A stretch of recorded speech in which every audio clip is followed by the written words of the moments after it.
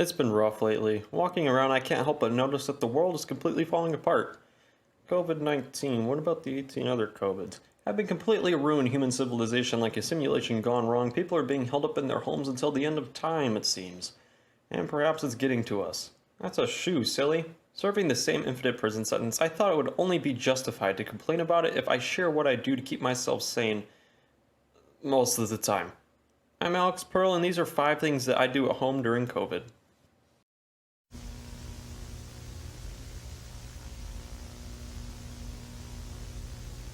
Biting into my number 5 selection is trying to fatten yourself up. Unlike a normal living creature, I lost weight at home over COVID. No idea why, but my doctor said something about a risk for sudden obesity.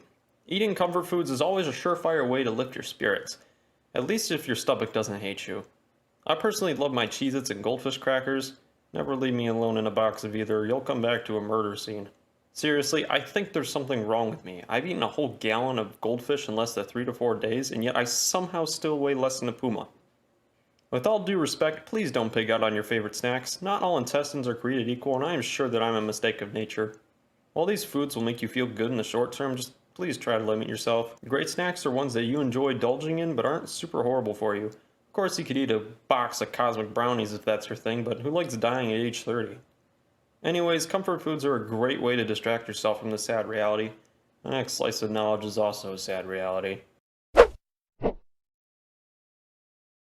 For my next trick, I like old video games. Wait, hold on.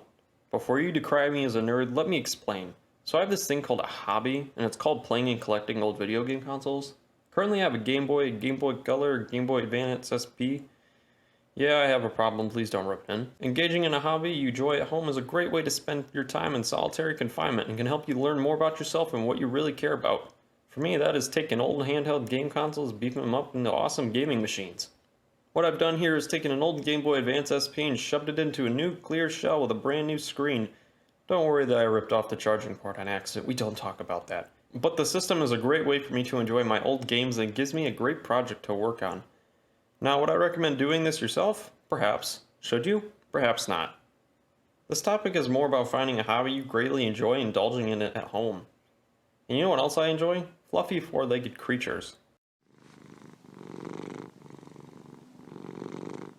Trotting into my number 3 pick is playing with pets. I mean, what else are you supposed to do with these things? Pets are an almost ideal way to have companionship at home. You can play with them, sleep with them, eat with them. Wait, are these just hairy babies? I'm lucky. I have 4 cats. No, 4 dogs, 5 cats, and a rabbit. They don't live together, but 3 of my dogs live with my dad. The other dog, 5 cats, and a rabbit. I have a rabbit? They live with my mom. With such an abundance of fur, it's quite easy to just grab one and do something what you want. Of course, cats will be cats and rabbits are weird, but dogs are really where it's at. 2 of my dogs are mini schnauzers, one's a Shishon, no idea what that is, and the other is a yellow lab. You can't ever run out of playtime with this much dog. Now, owning pets is a big responsibility. It's like permanently having a small hairy child that eats food off the floor. Understandably, some people aren't always up to the task, and that's okay. But if you can spare some time and money and energy, a pet is a fantastic way to get your steps in. If I had to recommend a pet for beginners, it would be a cat. Cats are aloof and take care of themselves, but also love to play and sleep. Dogs can be a handful due to their nature as pack animals with a strong prey drive. Sure, dogs can be fun, but cats are just easy. Just make sure you make the right choice and adopt from a shelter. What's also a right choice is my next entry. Button mashing into number 2 is video games. Now, I'm not talking about video game consoles, just the games. Video games are a fantastic way to immerse yourself in a world that isn't falling apart at the seams. Being locked inside means you can't really socialize the way your biology wants you to. And yes, as much as you think you might be introverted, your biology is built to socialize. Humans are social animals just like others. The only difference is that humans can survive without others, but there is something in our biology that just makes us require that interaction. Video games fill the void left by COVID. The biggest impact is from multiplayer games. You can work together with others just like you would in real life, helping to fulfill your social needs without dying. I personally like cooperative multiplayer games like Team Fortress 2 and single-player simulation games like Minecraft or Kerbal Space Program. I'm more of an introvert, but yet I still find myself craving that attention just like a newborn infant. What craves my attention is also my number 1 pick.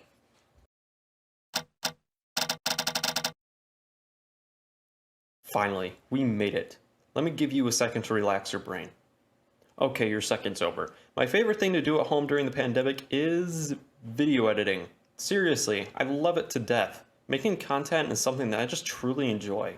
Telling a story is in my nature, and editing is just my way of articulating a story. I use a software called DaVinci Resolve, which is free. I'd love to use Adobe Premiere Pro and After Effects, but number one, I can't afford to give Adobe my arm and leg, and number two, I hate subscription software.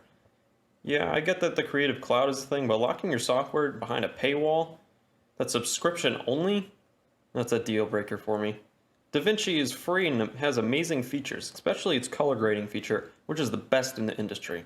Creating media, telling stories, this video, it's all my favorite thing to do. I've invested quite a bit of money into it as well. I built a whole new computer specifically spec'd out for video editing, and that is $800 well spent. If video editing isn't your thing, try drawing or coloring. They all fall in the same category, and it helps you relax and can be just plain fun to do. If you've never tried it before, try a coloring book. No, not the Dora Explorer one you found in the dollar aisle at Target. I mean one that has, like, actual drawings. It's complex, but not too much. You don't have to be good at drawing at all. Just pick it up and go. That was a handful, wasn't it? I'm still excited about all you can do at home, but the reality of this terrible virus will always sneak through the back door of my mind. Keeping yourself productive and occupied during COVID is vital to owning a t-shirt in 2032 saying, "I survived COVID-19, what did you do?" Now I only have one question left. When is COVID-20 gonna happen? I'm Alex Pearl from your friendly hometown station, M6.